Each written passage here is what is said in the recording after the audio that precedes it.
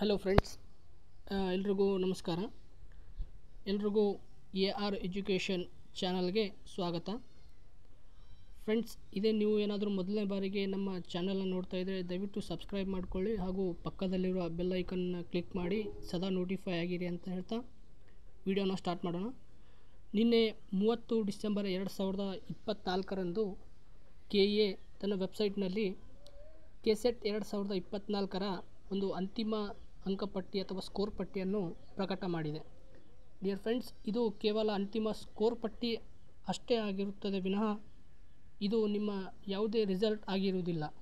ಅಂದರೆ ನೀವು ಪರೀಕ್ಷೆಯಲ್ಲಿ ಪೇಪರ್ 1 ಹಾಗೂ ಪೇಪರ್ 2 ಅಲ್ಲಿ ಎಷ್ಟು ಅಂಕ ಗಳಿಸಿದ್ದೀರಿ ಅನ್ನುವುದು ಮಾತ್ರ ಇದರಲ್ಲಿ ತೋರಿಸುತ್ತೆ, ನಿಮ್ಮ ರಿಸಲ್ಟ್ ತೋರಿಸುವುದಿಲ್ಲ. ನೀವು ರಿಸಲ್ಟನ್ನು ಇನ್ನೊಂದು 15 ಅಥವಾ 20 ದಿನಗಳಲ್ಲಿ ನಿರೀಕ್ಷಿಸಬಹುದು.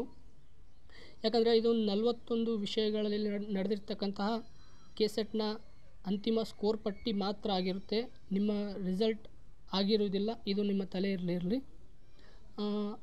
ನಿಮಗೆ ಏನಾದರೂ ಇದೊಂದು 41 ವಿಷಯಗಳ ಒಂದು ಸ್ಕೋರ್ ಪಟ್ಟಿಯನ್ನು ನೋಡಲು ಬಯಸಿದರೆ ಇದೇ ವಿಡಿಯೋದ ಡಿಸ್ಕ್ರಿಪ್ಷನ್ ಕೆಳಗಡೆ ನಾನು ಲಿಂಕನ್ನು ಕೊಟ್ಟಿರ್ತೀನಿ. ನೀವು ಆ ಲಿಂಕ್ನ ಮೂಲಕ ಹೋಗಿ ತಮ್ಮ ಸ್ಕೋರ್ ಎಷ್ಟಾಗಿದೆ ಅಂತೇಳಿ ನೀವು ಅದರಲ್ಲಿ ಚೆಕ್ ಮಾಡಿಕೊಳ್ಳಬಹುದು.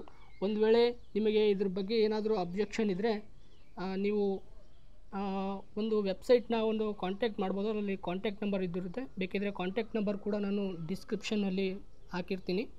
ನೀವು ಅವ್ರನ್ನ ಕಾಂಟ್ಯಾಕ್ಟ್ ಮಾಡಿ ಆಕ್ಷೇಪಣೆಯನ್ನು ಹೇಗೆ ಸಲ್ಲಿಸೋದು ಅಂತ ಕೇಳ್ಕೊಬೋದು.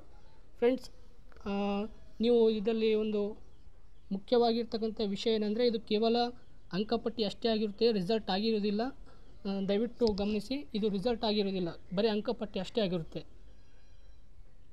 ಧನ್ಯವಾದಗಳು.